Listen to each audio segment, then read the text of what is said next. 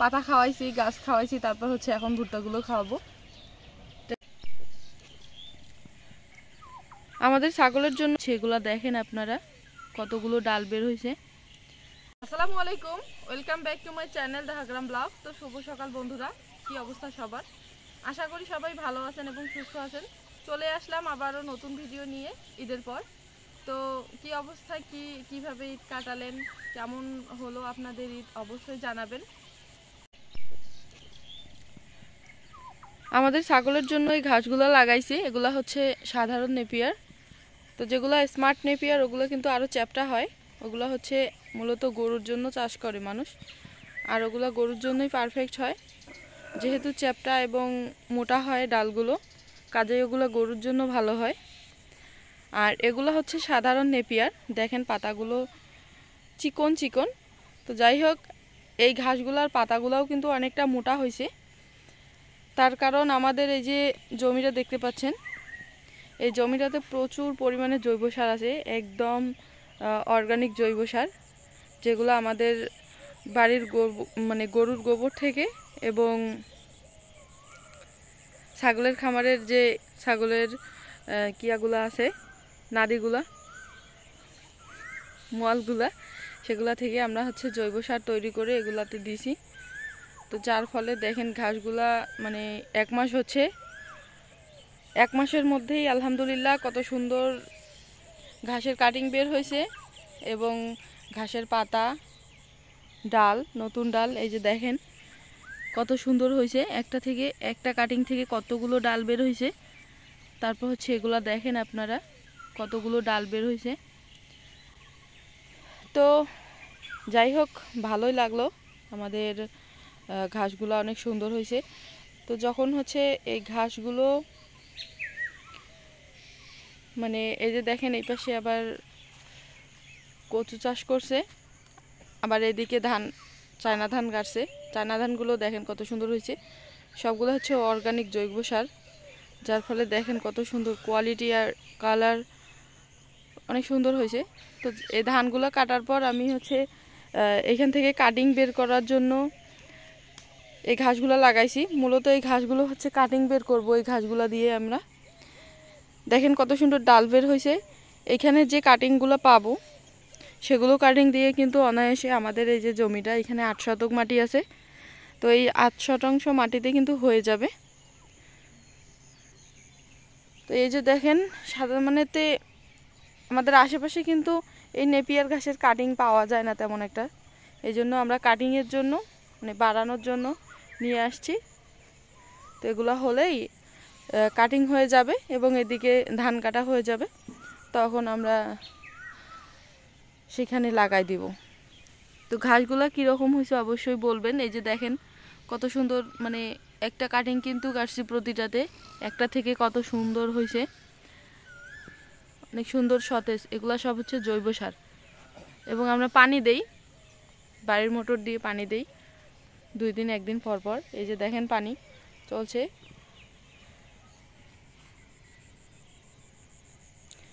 ধান ক্ষেতের মধ্যে পানি দিচ্ছি।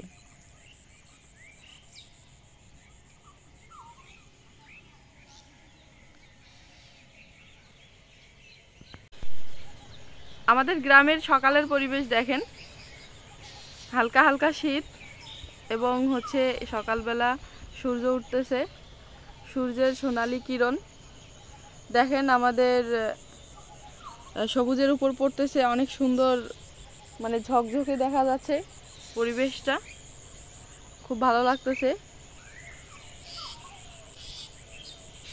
শীতকাল কেটে গেল, এখন হচ্ছে গরমকাল আসতেছে। তো আমাদের এদিক দিনে কিন্তু পর্যাপ্ত গরম হয় এখন, তবে রাতে একটু শীত লাগে, যার কারণে এই যে দেখেন শিশির জমে আছে।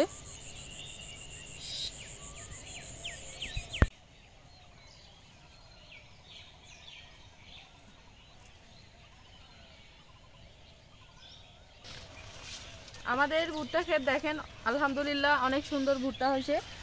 এই যে দেখেন 2টা করে ভুট্টা হয়েছে, মোচাগুলো অনেক সুন্দর হয়েছে।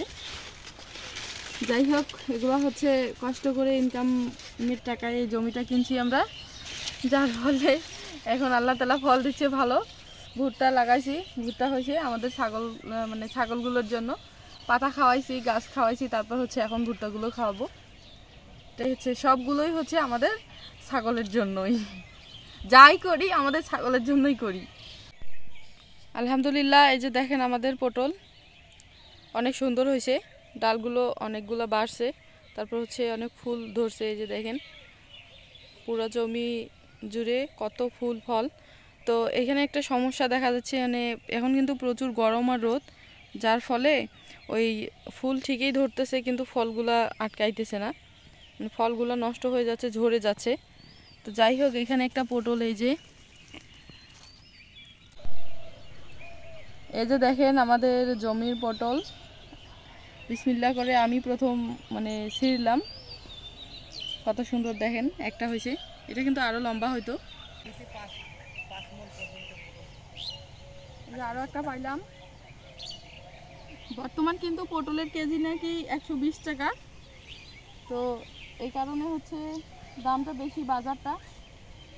আমাদের কিন্তু পটলের সমস্যা, যে ফুল ধরতেছে কিন্তু ফল হচ্ছে না। যাই হোক, যদি মানে হইতো তাহলে কিন্তু ভালোই একটু লাভ করা যাইতো এখন সময়।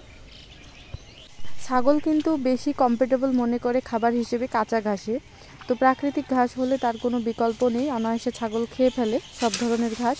তো আমরা অনেকেই খাদ্য সংকট বা সাশ্রয় হিসেবে আমরা বিভিন্ন রকম ঘাস চাষ করি। তার মধ্যে ছাগলের বেশি মানে উপযুক্ত বা পারফেক্ট ঘাস হচ্ছে নেপিয়ার ঘাস, এবং সেটা হচ্ছে সাধারণ নেপিয়ার ঘাস। এই যে দেখেন এখন বিকেলবেলা আমাদের ঘাসের জমিতে আমরা পানি দিচ্ছি।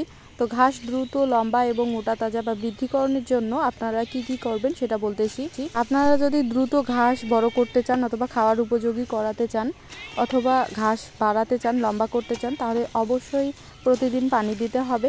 সেটা হচ্ছে আপনাদের জমির কি রকম বা জমির প্রকারভেদে আপনাদেরকে পানি দিতে হবে। সেটা হচ্ছে আপনাদের জমি যদি বালু অথবা উঁচু কোনো জমি হয় তাহলে প্রতিদিন পানি দিতে হবে, এবং খাল জমি হলে একদিন পর পর বা 2 দিন পর পর পানি দিলেই হয়ে যাবে। এবং ঘাস লাগানোর সঠিক পদ্ধতি হচ্ছে প্রথমে মাটিটা ভালোভাবে চাষ করে নিতে হবে, নরম করে নিতে হবে, মানে আলগা করে নিতে হবে। তারপরে লাঙল দিয়ে সোজা লাইন টেনে ঘাসের কাটিংগুলো পুঁতে দিতে হবে, এবং যখন ঘাসের কাটিংগুলো বড় হবে, নতুন ডাল গজাবে, ঘাসের লাইন বাই লাইন মানে মাঝ বরাবর লাঙল দিয়ে ঘই টেনে দিতে হবে। এবং ঘাস লাগানোর অবশ্যই পারফেক্ট জমি হচ্ছে রোদের মধ্যে আপনাদেরকে ঘাস লাগাতে হবে, তাহলে দেখবেন যে ঘাস দ্রুত লম্বা এবং মোটা হবে, এবং তার সাথে সাথে দেখবেন যে একটা কাটিংয়ের ডগা থেকে অনেকগুলো কাটিং বের হবে। কচুগুলোতে পানি দেওয়া হলো, এখন আমি এই যে ঘাসগুলোতে পানি কাটিয়ে দিব, এই যে এদিকে।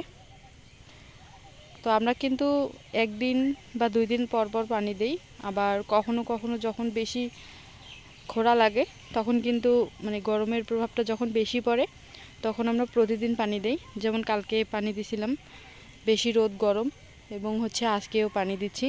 তো ওইদিকে দেখেন ওইটা পুরাটাই পানি দেওয়া শেষ। এখন হচ্ছে আমরা এই যে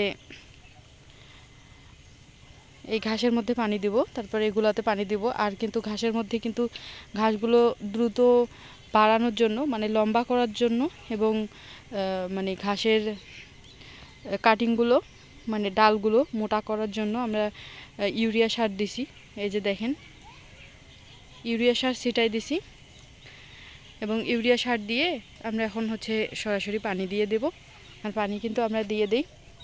আর এখানে দেখেন এই যে আমাদের ছাগলের যে মলগুলো সেগুলো দিছি। তো এইভাবে হচ্ছে পুরা জমিটার মধ্যেই কিন্তু এগুলো দেওয়া আছে, এগুলো জৈব সার। এর জন্য ঘাসগুলো অনেক সুন্দর হয়েছে খুব তাড়াতাড়ি। তো আমি এখন পানিগুলো দিয়ে দিই, কেটে দিই। এই যে আমি পানির ক্যানেলটা এদিক ঘুরাই দিলাম, দেখেন এখন হচ্ছে এই যে এভাবে ঘাসের মধ্যে পানি যাচ্ছে,